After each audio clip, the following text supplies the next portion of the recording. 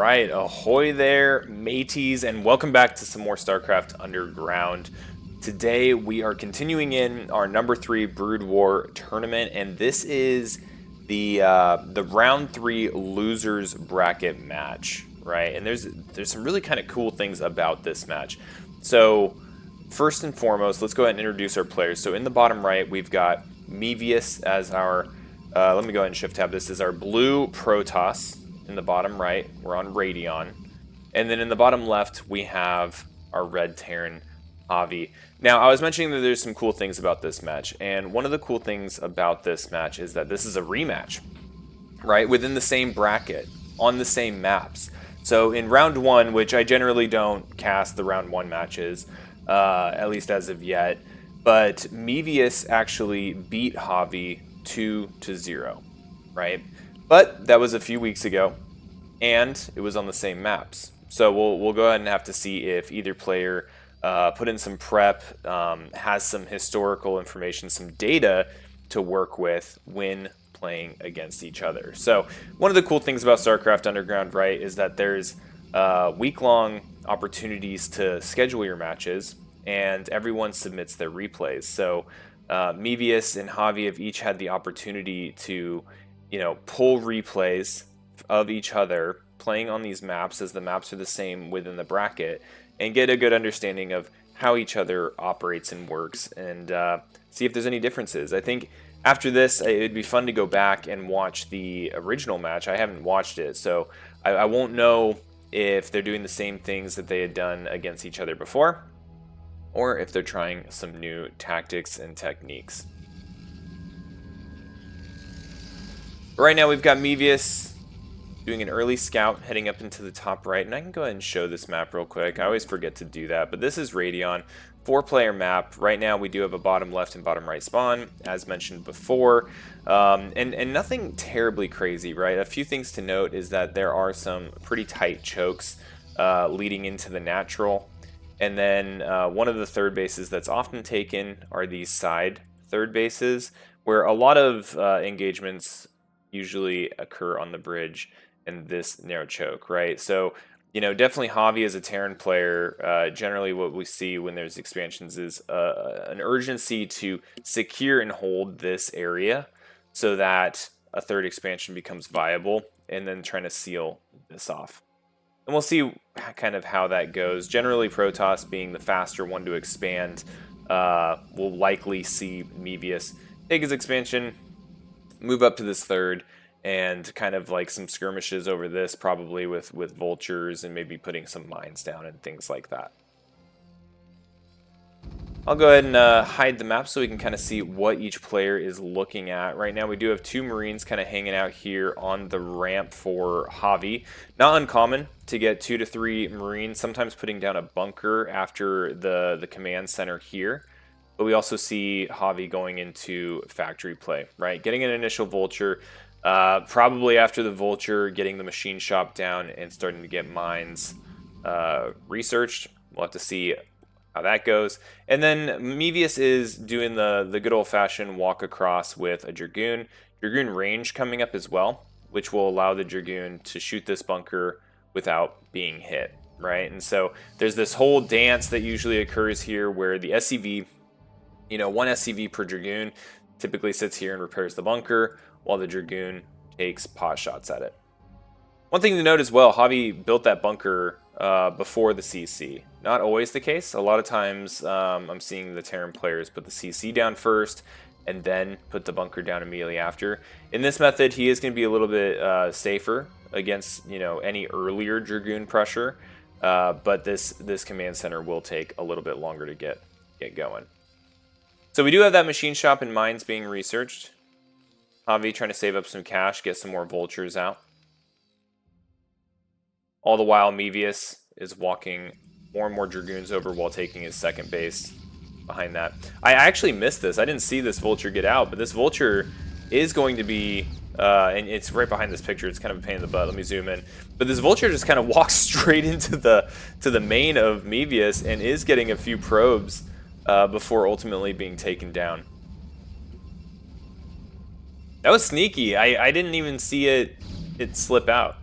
And then we're doing this whole thing, right? The Dragoons are going to come. They're going to blast away at this bunker, but 2 SCVs, 2 Dragoons, that's plenty enough to keep the bunker alive for a long time. And I think what we'll see is, yeah, Javi's opting to go tanks. So sometimes you'll see people build, you know, 2 to 3 vultures before transitioning to tank. But we do have this tank being built, and that will be able to push away these Dragoons.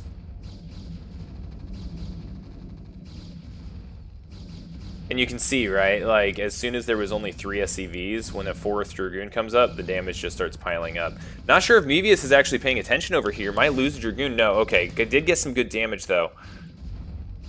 Trying to place mines out here, trying to limit the ability of the Protoss player to push into this base. But one of them does get picked off by the Dragoons. And right here, you know, Mevious is putting a lot of effort into this bunker. Yeah, okay. I was going to say, what he should do if he has this many is try to pick off this tank. If Mevious was able to pick off that tank, this would have been a really precarious position for Havi. The tank is just so important in keeping these Dragoons off his back.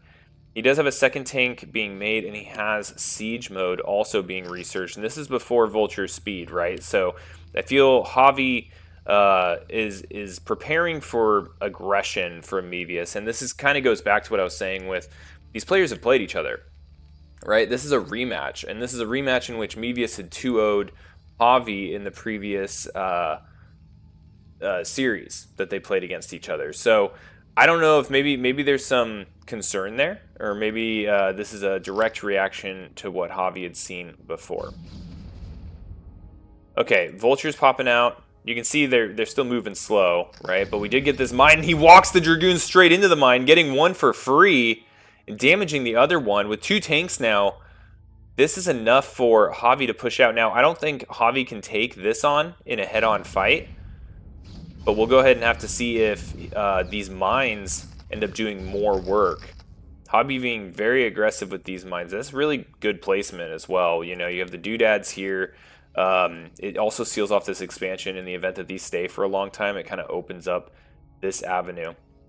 Now, I haven't taken a look at the Protoss base in a second.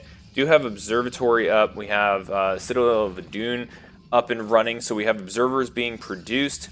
And there's also a third base, right? So these side bases, what I was talking about, like they're often so heavily contested. And I think once Havi gets his speed upgrade, which is being researched right now, we're probably going to see the Vultures swoop around and start checking this out, right?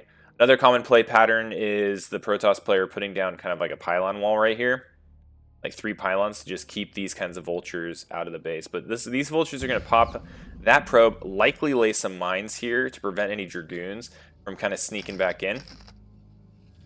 And these Vultures are probably just going to go run off. Yep, super annoying. Dragoons have to go on a mine clearing mission, and they do that. And overall, this base is still secured, and Havi knows that the Protoss player is just continuing to power up as opposed to doing anything too squirrely, investing a ton in like early drop play or anything like that. Havi getting a lot of use out of these Vultures, getting a lot of mines out. Now the Observer is here, but it's super annoying as a Protoss player to have to go and clear all these mines, even though it's such a regular thing. And Havi here now has a pretty sizable force, right? I think this engagement, and my you know, engagement math isn't perfect, but this is going to come down a lot to good sieges, good mines, and if this is caught out of position, these Dragoons are going to do a lot of work. But I really like how Havi was just inching forward those siege tanks very deliberately, you know, 1 at a time, 2 at a time, and taking this space. And earlier when I was talking about the map, like this choke is so important. This is such a key piece of terrain on this map, is owning this spot. Siege tanks getting a lot of damage in on these Dragoons, a couple just about ready to fall. Dragoon pathing getting this one. It does survive. Oh my gosh, the probe transfer. Mevious is still pushing with the probes. These Vultures are going to come up here and absolutely annihilate this mineral line. This is looking really bad for Mevious. And this siege line right here is so good, right? Like that arc, like any of these Dragoons coming in are going to be hit by 3 or 4 siege tanks all at once. barracks coming in to get additional vision to hit anything up here and look forward. And the Vultures have killed all the probes, right? So we're sitting at 29 probes to 45 SCVs. Vultures moving in towards the main base, dropping really effective mines, knocking out another Dragoon, getting more probes. Now the Zealots are finally getting into the fight here, and they're going to clean up those Vultures, but there's still several tanks sitting out here. Now, I don't know if Mevious is aware of what is sitting here, but I think Mevious could definitely take this with a concentrated attack and the Observer to make sure that the mines are popped off as well. Dragoons are ending up falling back with the Zealots. I think Mevious is definitely a little bit shaken with all of the probes having gone down here and a little bit of a rough engagement in this little intersection. And this is allowing Havi to really continue to take space. This siege tank is going to annihilate this. Now, a couple things that are in the works for Mevious, though, right? So we do have an Arbiter being produced. We'll have to see if Mevious tries to do a recall in kind of like a base trade situation, or if he's just going to use it and get kind of the cloak ability to help with the engagements that are going on here. Now, mines can still hit you if you're cloaked, right? So you still need to be cognizant about knocking those out, being very good with your observers. And right now, these mines are just doing so much damage in combination with these siege tanks. It really is a huge pain in the butt. And another thing that went pretty well for our Terran player was having this barracks here. Soaked up a lot of damage. I think these Dragoons might have been just kind of like moving the area. And they were targeting the barracks as opposed to targeting siege tanks. And every single one of those shots just matters so much. Okay, so third base did go down. And that sets Mevious back quite a bit. Mevious is in a little bit of a tough spot. I'm curious. It's really going to come down to what this Arbiter can do. And, you know, we were talking recall play earlier. But really, the play here is going to be that stasis. So seeing an influx of Zealots, seeing an influx of Dragoons, but really these Zealots are going to be a huge piece in this. If he can get some good stasises on these siege tanks and get those Zealots up and into the face of the Terran, that is going to be how he's going to be able to break this position. But I just don't know if he has enough. And if the Arbiter gets taken out by these Goliaths, get it out of there. The Goliath range has been researched. Now, these Goliaths are, you know, the AI is having them just kind of move up. But luckily that was caught for Havi, and Havi retreated. Yeah, very textbook play by Havi. The old, you know, leapfrog of siege tanks. Just get enough so you have vision that you can start chipping away at this Protoss army and buildings. And yeah, it really just put the stranglehold on it. Okay, very cool. So the last time these two played, right, Mevious went 2-0, and we've already seen a little bit of an upset, right? So Havi is leading this series 1-0 after taking that win on Radeon. Let's go ahead and go into our game number 2 this series. Havi versus Mevious. This is on Metropolis. Well executed game by both players. I think really, you know, and it's so crazy when you look at you know, just TVP, but mines always play such a huge role when dealing with like all that Dragoon play. So Metropolis, 4-player map, right? We have the 4 spawns in the corners. Metropolis is you know, one of the defining features of Metropolis is some of the extra space that exists near the mains, right? So from a Protoss perspective, having this open space behind the mineral line is very dangerous for Reaver drops, right? Being able to harass your opponent's natural base. And then for Terran as well, right? The utilization of this high ground and this large empty area that's not always well scouted or, you know, always populated with buildings can really enable a Terran player to get some good drops against their opponent. Now, something to note about these spawn locations specifically, you know, when talking about drop play, like as a Terran player, this is a little bit disadvantageous if you're going to try to go that route because of where this is in relation, right? And what I mean is this bottom right spawn, you have this large empty area that you can drop. Cool, we determined that. But in order for this Terran player in the top right position to get that done, the dropship has to go around to get there. right? And if you were to contrast that with, let's say, our Protoss player was up here in the top left, our Terran player could just fly straight across and drop right here, right? So the specific positions of where the players are actually has a little bit of a different advantage. And we're kind of seeing that right here, right? So like the Protoss player, Mevious, if he wants to do some Reaver play or something, his flight path is pretty quick, and the first place that he would see of Javi's area would be these prime drop locations, right? So don't know if it's going to go that route, but just something to note on this map, and you know, in kind of the rotational symmetry of the mini map, not all spawns are created equal, depending on where your opponent is spawning.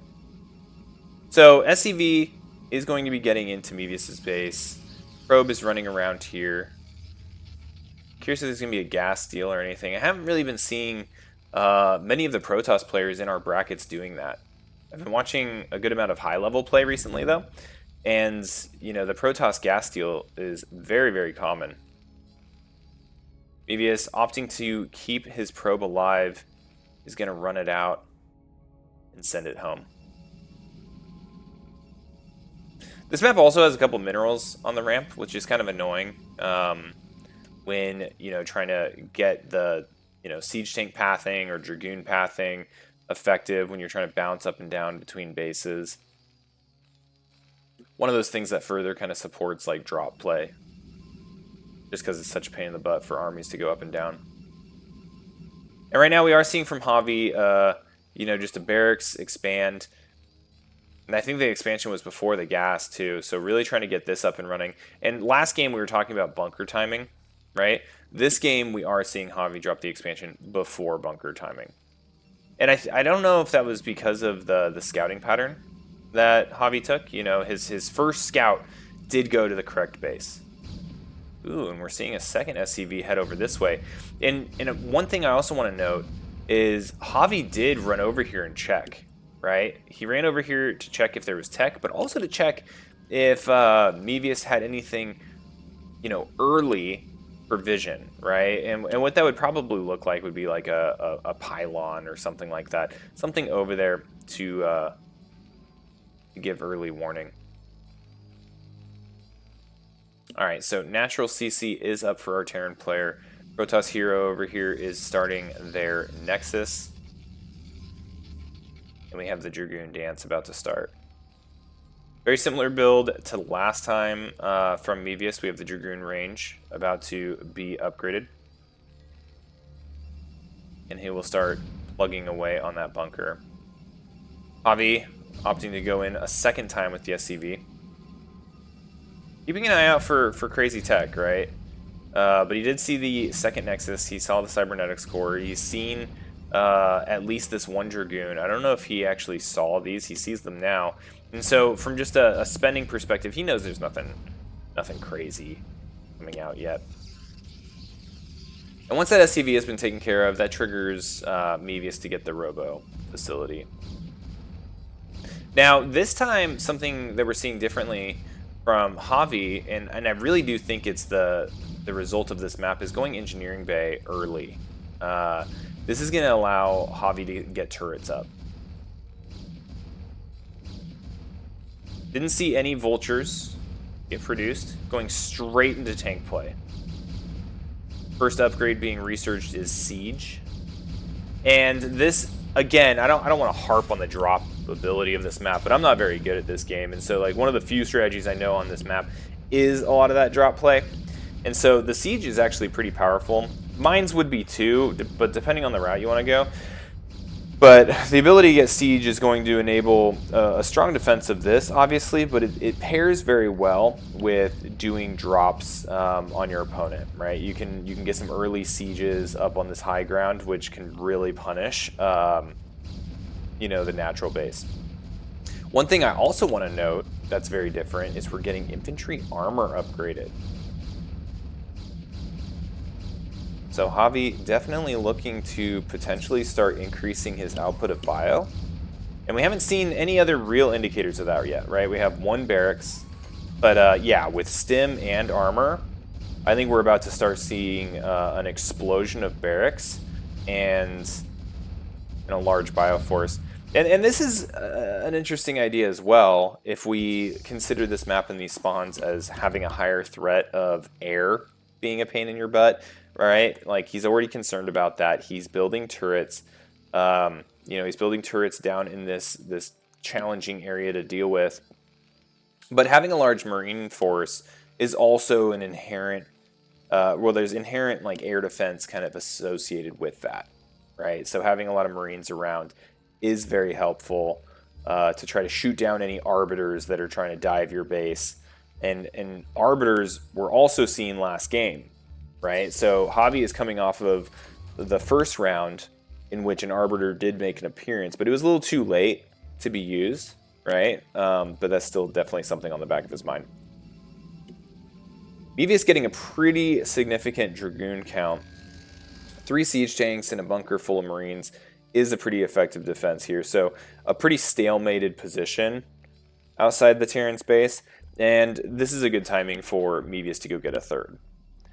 So Mevious is going to be getting a third, opting to expand away from the Terran and sending observers out to check for any type of early third from our Terran player. Havi getting marine range and building medics. Now, I know when, at least when playing like Zerg, right, one of the big triggers for pushing out with an initial bioforce is the arrival of these medics. And I think the arrival of these 4 medics, along with these 3 siege tanks, might be enough to inspire Havi to move out.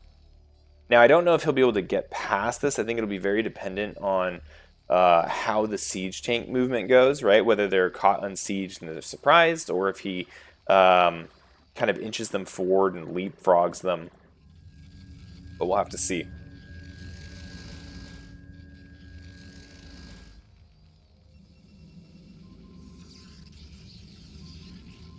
Four gateways up. Still of a dune with some zealot legs being researched and a Stargate going down. I don't know where that Stargate is, actually. Oh, there it is. So once this Stargate goes down, now we're going to start seeing a lot of air. Obviously, duh. Stargate makes air units. Yeah, we're going to start seeing air when the Stargate's made. But we didn't really see much Stargate play in the last game, right? Okay, so we have the medics, we have several more marines, and we have 5 tanks. And this is going to be a pretty powerful move out. The problem is we're having some bad Dragoon pathing, right? So Mevious took the entirety of his Dragoon force, sent him back home, and got very lucky that these 3 did not die leaving this expansion. So Mevious is going to be seeing this entire move out, has an observer here that is watching this all come, and I'm curious to see how Mevious is going to defend this. Right, we have Templar Archives being researched. I think he's going to want to go kind of that storm route, get those High Templar out. But I don't know if he's going to get many out in time. Right now, I think the name of the game is delay, right? He's getting a pretty good spread, but honestly, I don't think that spreading up alongside the Terran is actually good in this case. It's probably best to hit it head on at kind of a perpendicular point, right? Like if you think of this as like a line, spreading out right here and picking them off and limiting the amount of tanks that can hit you would have probably helped that engagement a little bit. Yeah, and I mean, that was a big move out, and that spread engagement right there really went well for Havi. And after that, we are going to see the Tau thrown in by Mevious, and that was a great game, right? So we saw Mevious beat Havi 2-0 in round 1, which got Havi into the losers bracket. Right? Mevious ended up down here as well. But this time, Havi knocks Mevious out of the tournament by going 2-0. I'm really curious to see if the format of StarCraft Underground and the ability to prepare for your opponent led to this, or if maybe it was just luck of the draw on the day. But anyway, thanks for watching. We'll have more Brood War tournaments and StarCraft 2 tournaments for you here real soon. See you later.